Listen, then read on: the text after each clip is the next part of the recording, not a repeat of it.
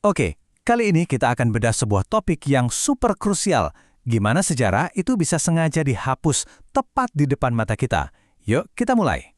Coba deh bayangin, kamu lagi jalan santai di sebuah jalan setapak. Tiba-tiba, bruk, kaki kamu kesandung sesuatu yang keras.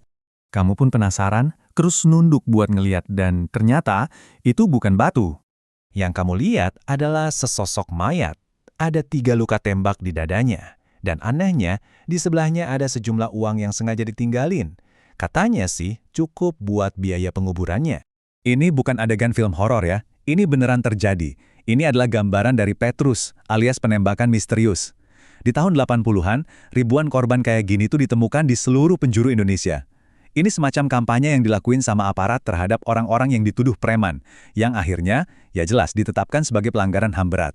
Sebuah luka yang dalam banget di sejarah kita. Dan yang bikin miris, lembaran sejarah ini bisa jadi bakal segera disobek dari buku pelajaran kita. Bukan cuma Petrus, tapi banyak banget kisah penting lainnya. Kenapa? Karena saat ini pemerintah lagi nulis ulang sejarah resmi Indonesia. Dan dalam prosesnya, bab-bab paling gelap dari masa lalu sengaja dihilangkan. Tapi, tunggu dulu. Ternyata ini bukan cuma terjadi di Indonesia loh. Mari kita lihat gimana ini tuh sebuah pola yang terjadi di seluruh dunia. Kita lihat Amerika Serikat. Demi menjaga citra sebagai negara yang spesial dan bermoral, detail-detail kelam soal perbudakan dan penderitaan penduduk asli Amerika sering banget diminimalisir di buku pelajaran. Bahkan Perang Filipina-Amerika yang menewaskan ratusan ribu warga sipil itu hampir hilang sepenuhnya dari ingatan kolektif mereka. Di Tiongkok polanya sama. Mereka menghapus total sejarah protes di lapangan Tiananmen yang berakhir dengan pembantaian oleh pemerintah. Bukan cuma dari buku pelajaran, tapi akses internet pun diblokir. Kamu coba cari tanggal kejadian itu di sana, nggak akan ketemu apa-apa. Tujuannya jelas, buat jaga reputasi partai yang berkuasa biar bisa terus megang kendali. Pola yang mirip juga terjadi di Israel dan Palestina. Di sekolah-sekolah yang dikelola Israel, sejarah dan identitas Palestina bukan cuma direvisi, tapi secara sistematis dicabut. Peristiwa pengusiran massal tahun 1948 dihapus, peta-peta kuno wilayah Palestina dihilangkan, bahkan pembantaian warga sipil dibingkai ulang bahasanya jadi kebutuhan militer. Nah, ini semua membawa kita ke satu pertanyaan penting. Kenapa sih pemerintah sampai segitunya repot-repot menyembunyikan masa lalunya sendiri? Jawabannya sebenarnya simple, tapi sekaligus mengerikan. Semuanya soal kekuasaan, kontrol, dan siapa yang pegang pulpen untuk nulis cerita. Nah, ini nih yang menarik. Ini tuh kayak buku panduan para penguasa. Mereka ngelakuin ini buat mempertahankan kekuasaan dan ngontrol narasi. Logikanya gini, dengan menghapus kesalahan masa lalu, mereka bisa membenarkan kondisi sekarang. Terus, dengan menghilangkan kisah-kisah perlawanan, mereka menekan potensi perlawanan di masa depan. Ujung-ujungnya, ya buat menciptakan warga negara yang patuh. Dan taktik ini nggak cuma dipakai sama negara loh, institusi kuat manapun bisa melakukannya. Contoh paling klasiknya, Gereja Katolik yang dulu melarang teori heliosentris, teori bahwa bumi yang mengelilingi matahari. Kenapa? Ya karena kebenaran ilmiah itu dianggap mengancam monopoli mereka atas pengetahuan, dan pastinya kekuasaan ideologis mereka. Jadi, apa dong yang dipertaruhkan di sini? Kenapa ingatan ini begitu penting buat kita perjuangkan? Jawabannya, karena sejarah itu bisa jadi senjata. Coba deh ingat-ingat ini. Pemerintahan tangan besi itu pasti selalu berusaha membungkam sejarah. Dan medan pertempuran pertama mereka hampir selalu adalah ruang kelas. Mereka bersih-bersih kurikulum, membuang cerita apapun yang dianggap berbahaya bagi kekuasaan mereka. Jadi, ini poin krusialnya. Sejarah yang utuh itu ngasih kita kekuatan. Sejarah bikin kita sadar kalau perubahan itu mungkin terjadi.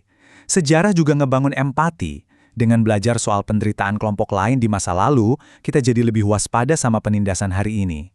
Dan yang paling penting, sejarah itu mendorong kita jadi warga yang kritis, yang berani bertanya, bukan cuma nurut.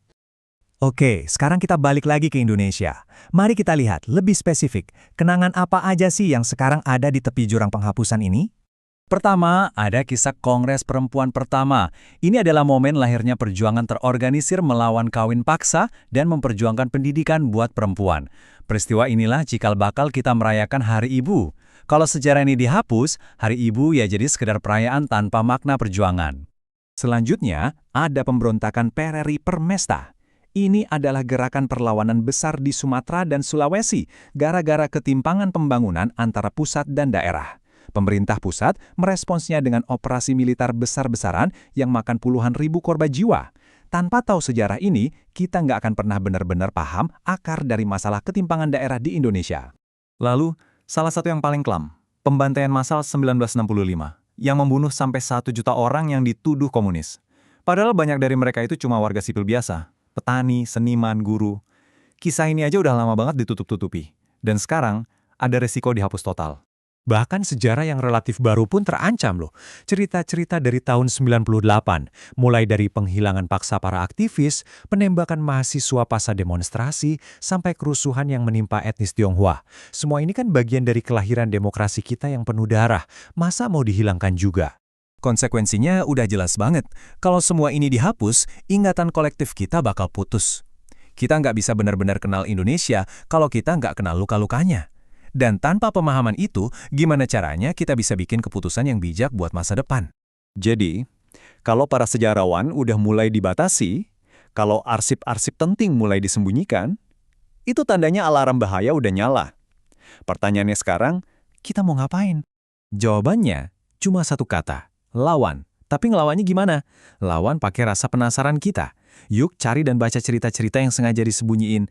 Dengerin suara-suara yang selama ini coba dibungkam. Beraniin diri buat nanyain hal-hal yang dianggap tabu atau terlarang. Kenapa? Karena pada akhirnya, sejarah yang utuh itu adalah hak kita semua. Dan hak itu nggak ada seorang pun yang boleh merebutnya dari kita.